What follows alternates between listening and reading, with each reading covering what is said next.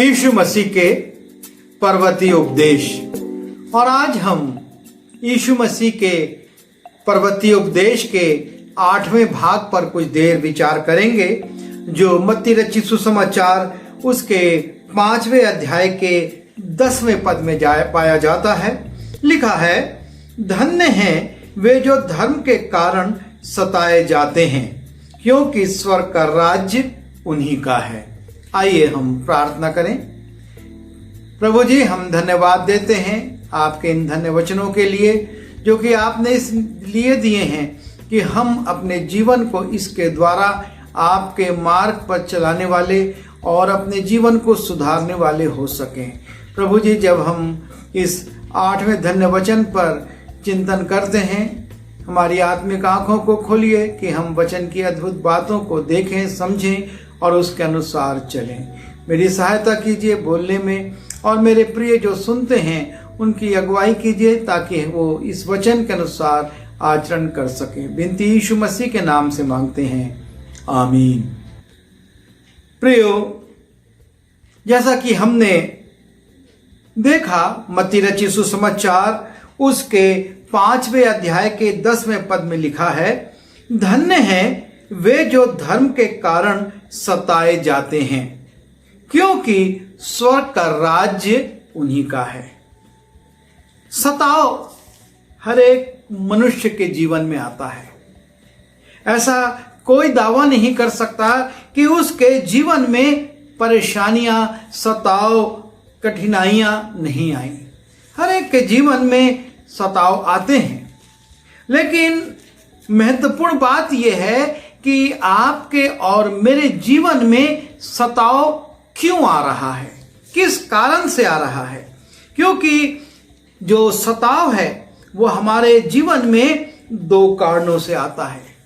एक कारण है संसारिक समस्याएं, संसारिक आचरण व्यवहार और संसारिक बातों के कारण हमारे जीवन में सताव आ जाता है। लिखा हुआ है, जब हम पहला पत्रस उसके 2 अध्याय के 20वें पद में जाते हैं, क्योंकि यदि तुमने अपराध करके घूंसे खाए और धीरज धरा, तो इसमें क्या बड़ाई की बात है।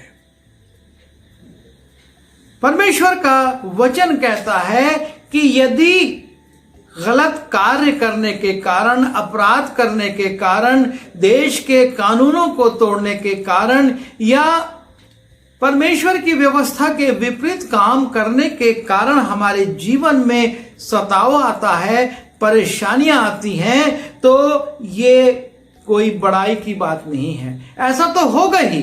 यदि हम कानून का उल्लंघन करेंगे तो दंड तो पाएंगे ही। हम कैसे बच सकते हैं उससे? लेकिन उसके आगे लिखा है दूसरे सताव के विषय में, पर यदि भला काम करके दुख उठाते हो और धीरज धरते हो, तो ये परमेश्वर को भाता है। जब हम भलाई करके सताव सहते हैं, जब भलाई के कारण हमारे जीवन में समस्याएं आती हैं, विरोध आता है, निंदा आती है, तब यदि हम धीरज धरते हैं और उसको, दुख को उठाते हैं, तो लिखा है ये परमेश्वर को भाता है। अर्थात ये सताव जो है, पहला सताव जो संसारिक कारणों से आया, उससे परमेश्वर कुछ प्रसन्न नहीं होता, क्योंकि वो तो हमारे जीवन में आएगा ही, क्योंकि हमने गलत किया है। वचन साफ कहता है, जिस हथियार से तुम मारते हो वही हथियार तुमको भी घायल करेगा। हम जैसा करेंगे वैसा तो भरेंगे, अर्थात संसारिक रीति से अनुचित करेंगे तो हम पर सताव आएगा। लेकिन यदि हमने भला करा, हमने अच्छे काम किए, हमने लोगों की भलाई करी और उसके बावजूद हमारे जीवन में समस्याएं आती हैं, सताव आता है, विरोध आता है, तो परमेश्वर कहता है यदि उस परिस्थिति में तुम धीरज धरते हो, तो ये परमेश्वर को भाता है। और इसी बात को यीशु मसीह भी कहते हैं अपने पर्वतीय उपदेश में कि धन्य हैं वे जो धर्म के कारण सताए जाते हैं। वो कहता है धन्य हैं जो धर्म के कारण अर्थात अच्छे काम करने के कारण सताए जा रहे हैं, वो धन्य हैं। और उनके लिए एक प्रतिफल भी दिया हुआ है कि स्वर्ग का राज्य उन्हीं का है। परमेश्वर स्वर्गीय राज्य उनको देगा जो धर्म के कारण इस पृथ्वी पर सताए जाते हैं। यदि हम बाइबल को प्रारंभ से पढ़ें तो हम पाएंगे कि उत्पत्ति की पुस्तक से ये बात शुरू हो गई है।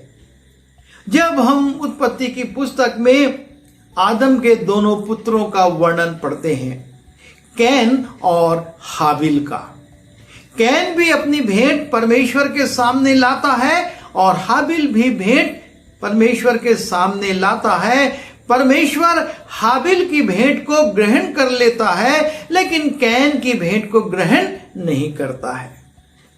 और परमेश्वर जब वो दुखी होता है तो कहता है कि यदि तू भला करे तो तेरी भेंट भी ग्रहण की जाएगी।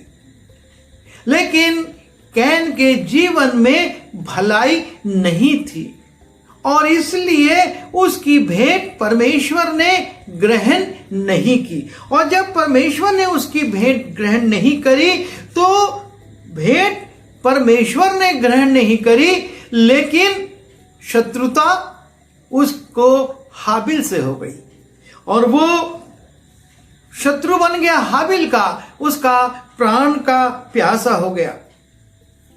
परमेश्वर कैन से कहता है, तब यहोवा ने कैन से कहा, तू क्यों क्रोधित हुआ और तेरे मुंह पर उदासी क्यों छा गई?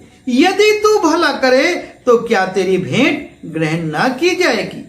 और यदि तू भला ना करे तो पाप द्वार पर छिपा रहता है और उसकी लालसा तेरी ओर होगी और तू उस पर प्रभुता करेगा। और यही बात हुई। कैन अपने भाई से क्रोधित हो गया कि उसकी भेंट परमेश्वर ने ग्रहण करी, अर्थात हाबिल की धार्मिकता कैन के लिए ठोकर का कारण बन गई। और कैन परमेश्वर से कुछ नहीं कह रहा है, अपने भाई हाबिल को सता रहा है, अर्थात वो उस पर प्रबल होकर उसको इतना मारता है कि वो मर जाता है और तब वो उसको रेत में छिपा देता है कि ये बात कोई ना जाने।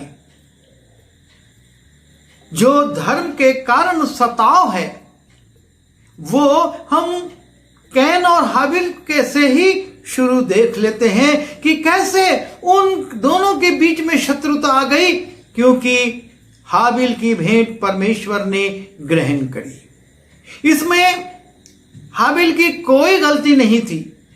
परमेश्वर को की इच्छा है, उसने हाबिल की भेंट ग्रहण कर ली क्योंकि हाबिल के काम परमेश्वर को अच्छे लगे थे, भले लगे थे। वो एक धार्मिक जीवन जी रहा होगा उस समय और इसलिए परमेश्वर ने उसकी भेंट ग्रहण करी। लेकिन इस धर्म के कारण वो सताया गया, यहां तक कि प्रथम शहीद हो गया, उसको मार डाला गया। हम आगे बढ़ते हैं तो फिर से हम देखते हैं अय्यूब के विषय में। बहुत से पात्र बीच में मैं छोड़ रहा हूं, लेकिन हम सीधा अय्यूब पर आते हैं। उसको भी जब हम देखते हैं, धर्म के कारण उस पर सताव आता है। क्यों? क्योंकि परमेश्वर ने अपनी सभा में सबके सामने शैतान से पूछा था, तू कहां से आ रहा है? उसने कहा, मैं पृथ्वी पर से घूमता घामता डोलता डालता चला आ रहा हूं।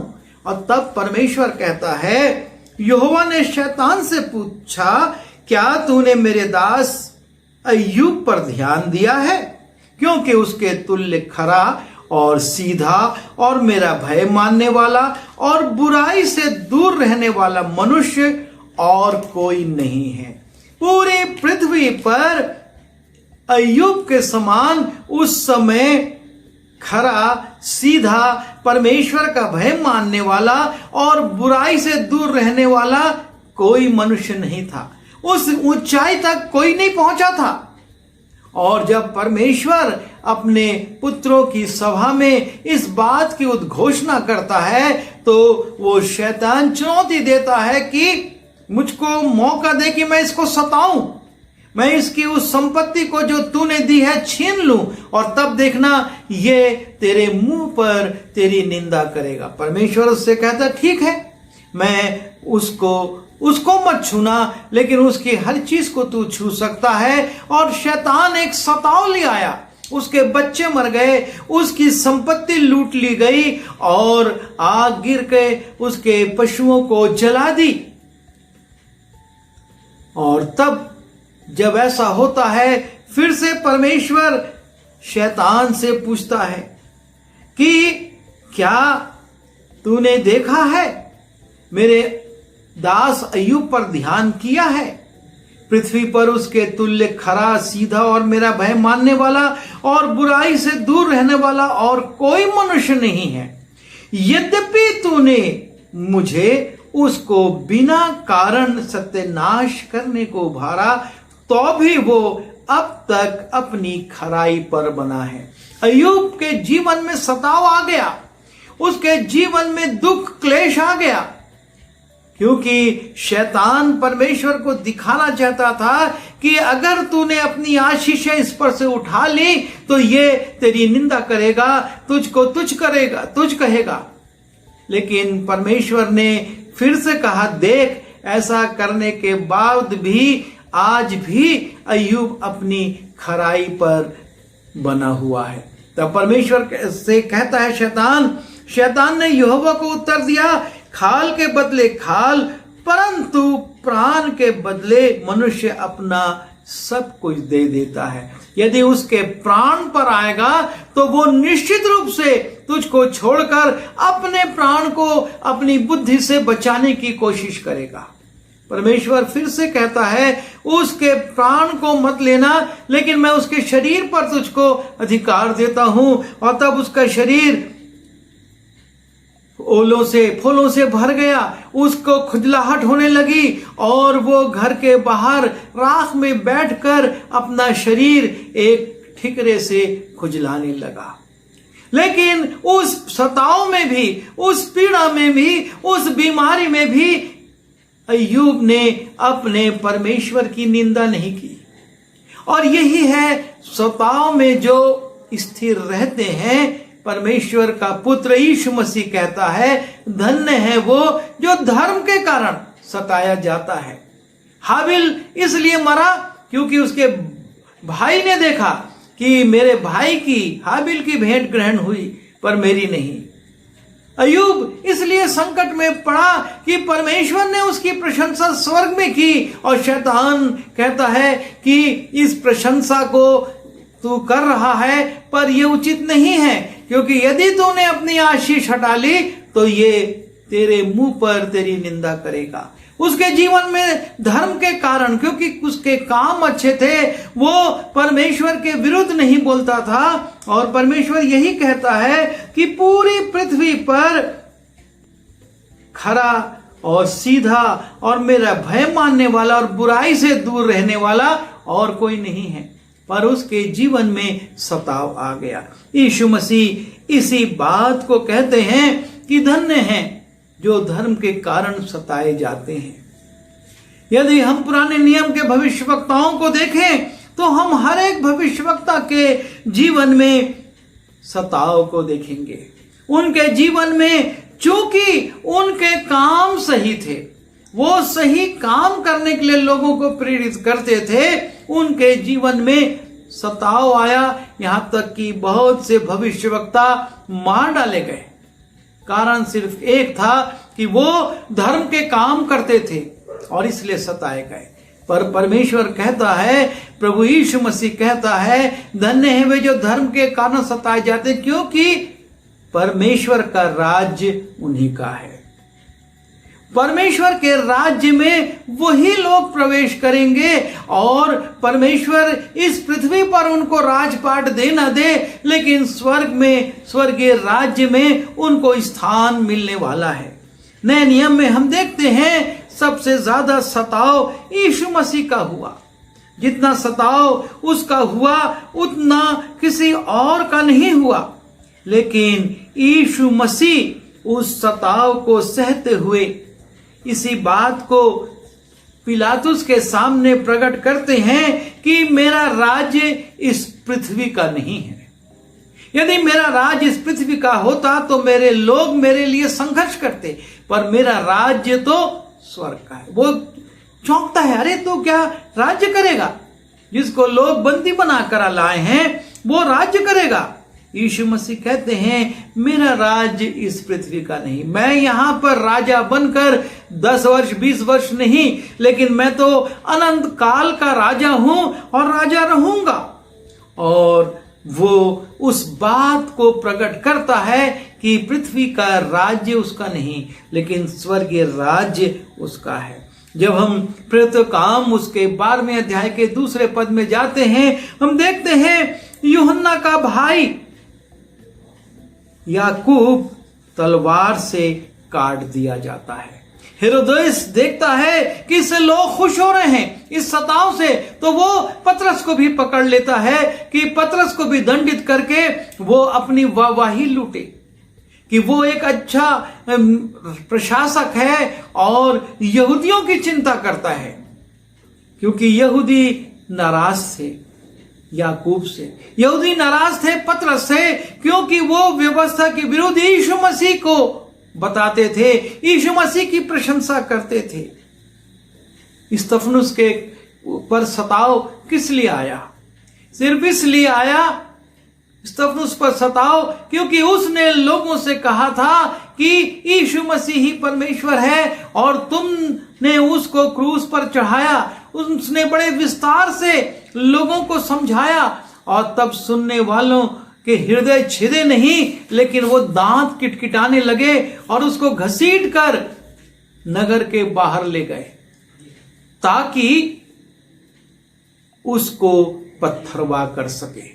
और जब वो पत्थरवाह किया जा रहा था, वो स्वर्ग की ओर दृष्टि उठाता और कहता है मैं स्वर्ग को खुला हुआ और परमेश्वर के पुत्र को परमेश्वर के दाहिने खड़ा हुआ देखता हूं। लोगों के दिल जल गए, हम तो इसको मान रहे हैं और ये स्वर्ग की बात कर रहा है, स्वर्ग को खुला हुआ बोलता है और यीशु मसीह परमेश्वर के साथ बगल में खड़े हुए हैं ये बात बोलता है। और उन्होंने और बड़े बड़े पत्थर उसको मारना शुरू कर दिए ताकि वो मर जाए। धर्म के कारण सताव, लेकिन परमेश्वर ने स्तफनुस की मृत्यु के द्वारा बता दिया कि परमेश्वर का राज्य उन्हीं का है।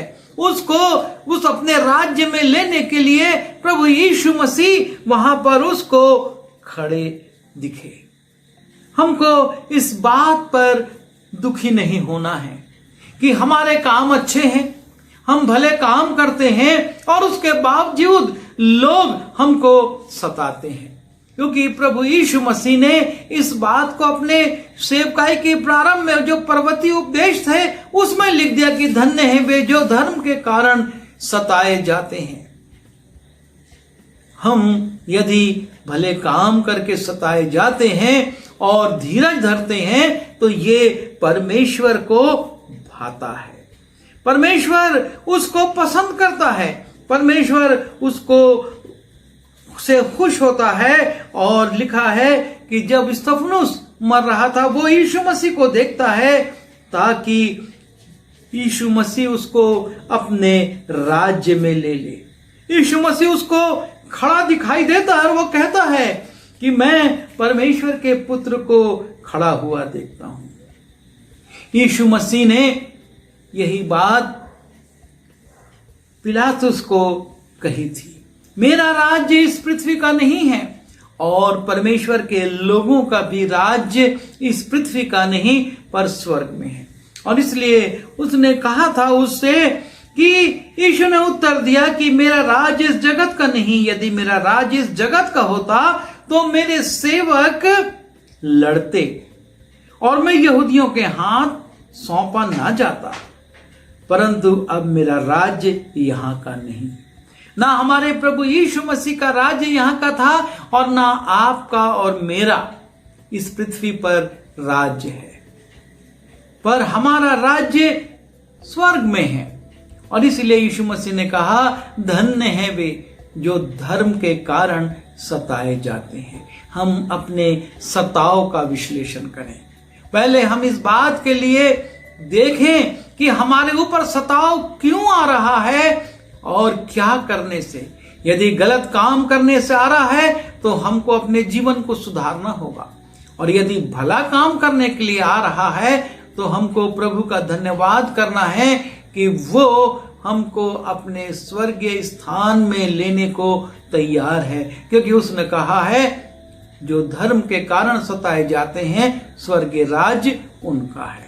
प्रभु हमारी सहायता करे कि हम पृथ्वी पर गलत कार्य करके, कानून तोड़कर या अपने लाभ के लिए कुछ ऐसा करके सताव ना सहें, लेकिन हमारे ऊपर जो सताव आए वो धर्म के कारण आए, भले कामों के कारण आए, अच्छी बात कहने के कारण आए, और तब परमेश्वर हमको अपने स्थान पर लेगा। आइए हम दुआ करें।